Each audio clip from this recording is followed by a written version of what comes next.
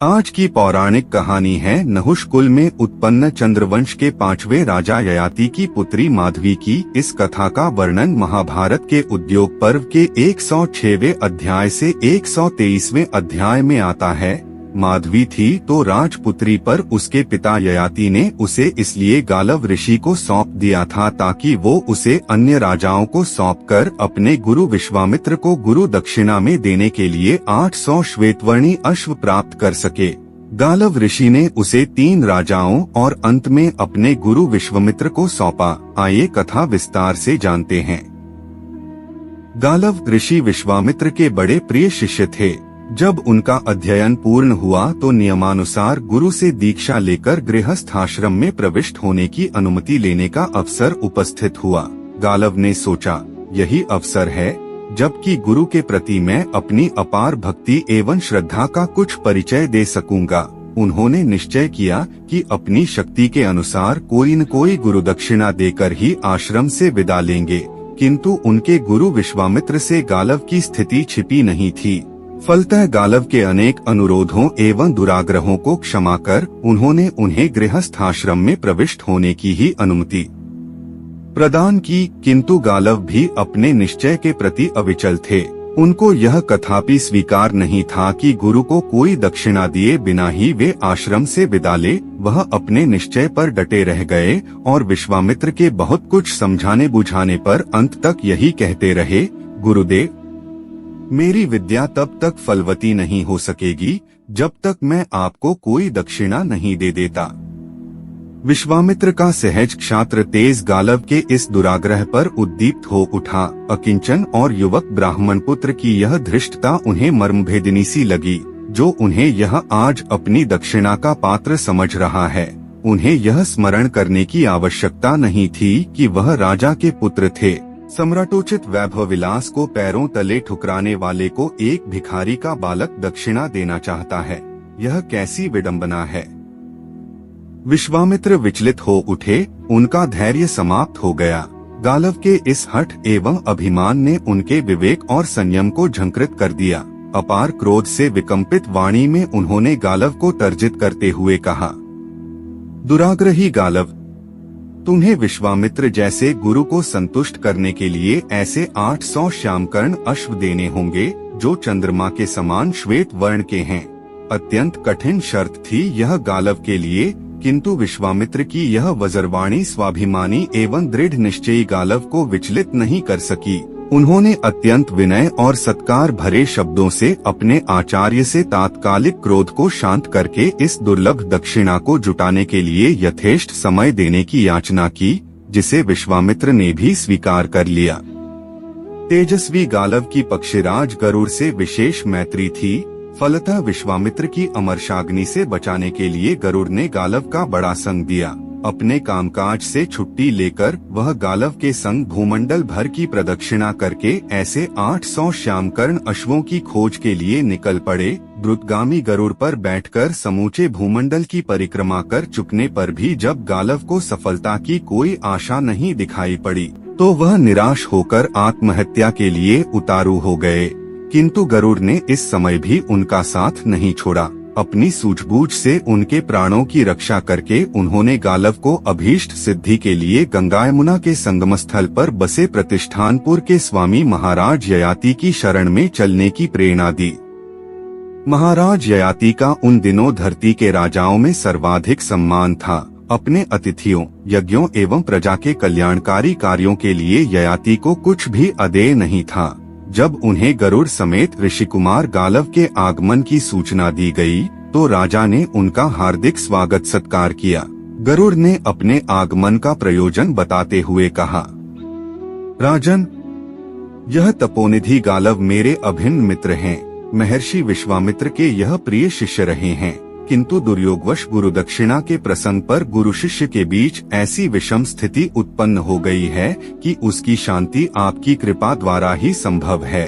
इन्हें गुरु दक्षिणा के लिए यज्ञादि शुभ कार्यों में शुभावह 800 श्यामकर्ण अश्व चाहिए। मेरा अपना विश्वास है कि आपकी कृपा बिना इस धरती पर गालव को ऐसे 800 तो क्या 2-4 अश्व भी नहीं मिल सकते। मेरी प्रार्थना है कि इस कठिन स्थिति में आप मेरे मित्र गालव की सहायता और रक्षा करें। नहुषंदन, मेरे मित्र गालव तपस्या की मूर्ति हैं। इनका ब्रह्मतेज अद्वितीय है।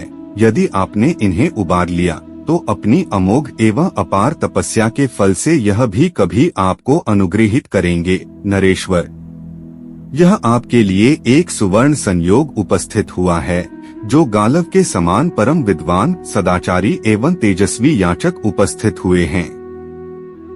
अपने मित्र गरुड़ की मर्मस्पर्शिनी वाणी सुनकर राजा ययाति प्रसन्न हुए, किंतु संयोगात उस समय उनकी स्थिति वैसी नहीं थी जैसी कि गरुड़ समझते थे। अनेक राजसूय और अश्वमेध यज्ञों में उन्होंने अपना संपूर्ण कोष रिक्त कर दिया था। कुछ क्षण गंभीर सोच विचार करने के अनंतर उन्होंने अपनी त्रैलोक्य सुंदरी कन्या माधवी को समर्पित करते हुए गालव से कहा, ऋषि कुमार, मेरी यह कन्या दिव्य गुणों से अलंकृत है। दैवी वरदान के अनुसार इसके द्वारा हमारे देश में 4 महान राजवंशों की प्रतिष्ठा होगी। इसे संग लेकर आप पृथ्वी के अन्य राजाओं के पास जाइए। ऐसी सर्वगुणोपेत एवं सुंदरी के शुल्क के रूप में राजा लोग अपना राज्य तक दे सकते हैं। फिर 800 श्यामकर्ण अश्वों की तो बात ही क्या है। किंतु मेरी यह भी प्रार्थना है कि 800 अश्वों की प्राप्ति के बाद आप मेरी कन्या मुझे वापस दे देंगे। ययाति पुत्री माधवी को संग लेकर गरुड़ और गालव सर्वप्रथम अयोध्या के राजा हर्यश्व के पास पहुँचे, जो उस समय न केवल अपनी दानशीलता, शूरता, परदुहक कातरता तथा समृद्धि के कारण धरती भर में प्रसिद्ध थे, वरन संसार भर से चुने हुए अश्वों को रखने के कारण भी विख्यात थे। अयोध्यापति ने उनके आगमन का कारण पूछा। ऋषि कुमार गालव ने राजा हर्यश्व से माधवी के कुल, शील एवं गुणों की चर्चा करते हुए जब अपना मंतव्य प्रकट किया तो राजा हर्यश्व की प्रसन्नता का ठिकाना न रहा। किंतु विडंबना यह थी कि उनके पास वैसे श्यामकर्ण अश्वों की संख्या केवल 200 थी। हर्यश्व ने अपनी असमर्थता प्रकट करते हुए गालव और गरुड़ को यह सुझाव दिया, आपको मेरे ही समान अन्य राजाओं से भी माधवी के शुल्क के रूप में वैसे श्यामकर्ण अश्वों की प्राप्ति का उपाय करना होगा। मैं अपने 200 अश्वों को देकर माधवी से केवल एक पुत्रोत्पत्ति की प्रार्थना करूंगा। दूसरा कोई चारा न होने के कारण गालव और गरुड़ ने अयोध्यापति हर्यश्व की बात मान ली और ययाति पुत्री माधवी को अयोध्या में निर्दिष्ट अवधि के लिए छोड़कर कुछ दिनों के लिए अन्यत्र चले गए। यथा समय राजा हर्यश्व के संयोग से माधवी ने वसुन्ना नामक सर्वगुणोपेत पुत्र को उत्पन्न किया, जो बाद में चलकर अयोध्या के राजवंश में परम प्रसिद्ध हुआ। तदंतर निश्चित अवधि बीत जाने पर गालव और गरुड़ पुनः अयोध्या वापस आए और माधवी के शुल्क के रूप में प्राप्त उन 200 अश्वों को कुछ दिनों के लिए अयोध्या में ही छोड़कर माधवी के संग पुनः वैसे अश्वों की खोज में चल पड़े। अयोध्या से चलकर गालव और गरुड़ काशीराज दिवोदास के दरबार में पहुँचे, जिनकी कीर्ति कौमुदी का प्रसार उन दिनों समग्र भूमंडल में हो रहा था। गालव और गरुड़ के प्रस्ताव करने पर वह भी अपने 200 श्यामकर्ण अश्वों को देकर माधवी जैसी सुंदरी तथा दैवी प्रभायुक्त स्त्री से एक पुत्र प्राप्त करने का लोभ संवरण न कर सके। नियत समय बीत जाने पर माधवी के संयोग से काशीराज दिवोदास ने प्रतरदन नामक पुत्र की प्राप्ति की, जो बाद में काशी राज्य का पुनरुद्धारक ही नहीं, प्रत्युत वंश परंपरागत शत्रुओं का विध्वंसक भी हुआ। इस द्वितीय पुत्रोत्पत्ति के बाद भी सुंदरी माधवी पुनः ऋषि कुमार गालव के संग किसी अन्य राजा की राजधानी की ओर चल पड़ी। इस बार गालव और माधवी पक्षीराज गरुड़ के संग भोजराज उशीनर के यहाँ पहुँचे, जो अपने समय के राजाओं में प्रतिष्ठित थे। भोजराज की अतिशय समृद्धि और अदम्य दानशीलता की उन दिनों पृथ्वी पर बड़ी चर्चा थी, किंतु संयोगतः उनके पास भी 200 श्यामकर्ण अश्व थे।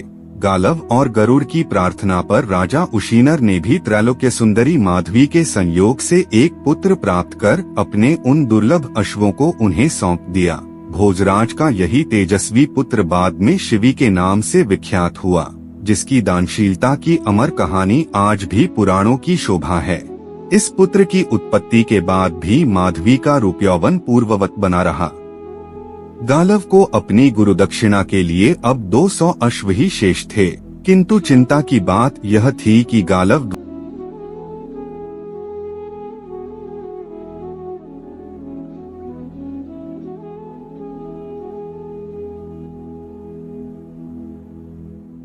अब गालव की विश्वामित्र की शरण छोड़कर कोई अन्य गति नहीं थी। अंततः गरुड़ की सलाह मानकर 600 अश्वों और त्रैलोक्य सुंदरी माधवी तथा गरुड़ को संग लेकर वह विश्वामित्र के समीप पहुँचे और शेष 200 अश्वों की प्राप्ति में असमर्थता प्रकट करते हुए विनय भरे स्वर में कहा, गुरुवर, आपकी आज्ञा से इस भूमंडल पर प्राप्त 600 श्यामकर्ण अश्वों को मैं ले आया हूँ, जिन्हें आप कृपा कर स्वीकार करें। अब इस धरती पर ऐसा एक भी अश्व नहीं बचा है। आथ मेरी प्रार्थना है कि शेष 200 अश्वों के शुल्क के रूप में आप दिव्यांगना माधवी को अंगीकार करें। गालव की प्रार्थना का अनुमोदन गरुड़ ने भी किया। विश्वामित्र ने अपने प्रिय शिष्य की प्रार्थना स्वीकार कर ली और माधवी के संयोग से अन्य राजाओं की भांति उन्होंने भी एक तेजस्वी पुत्र की प्राप्ति की, जो कालांतर में अष्टक के नाम से प्रसिद्ध हुआ। बड़ा होने पर विश्वामित्र की अनुमति से अष्टक ने उनकी राजधानी का सारा कार्यभार ग्रहण किया और माधवी के शुल्क के रूप में प्राप्त उन 600 दुर्लभ श्यामकर्ण अश्वों का भी वही स्वामी हुआ। इन चारों पुत्रों की उत्पत्ति के बाद माधवी ने गालव को उऋण करा दिया।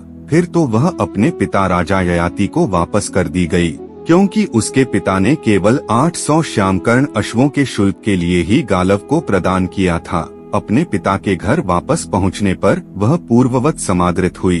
उसके अनंत रूप और यौवन में 4 पुत्रों की उत्पत्ति के बाद भी कोई कमी नहीं हुई थी।